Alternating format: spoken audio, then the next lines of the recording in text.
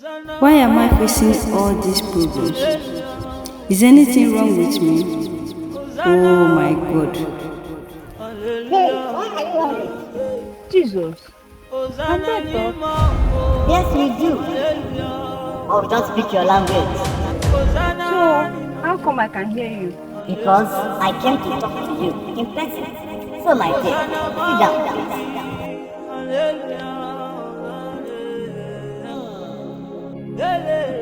So, how do you know I'm worried? please. Because I heard you talking to yourself.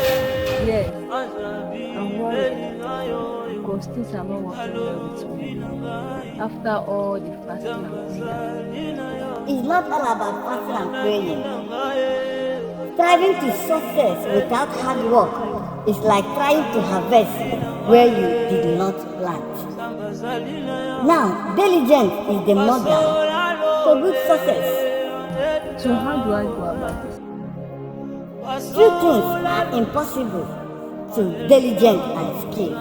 Great works are performed not by strength, but perseverance.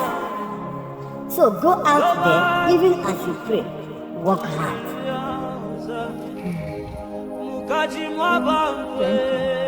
Thank you.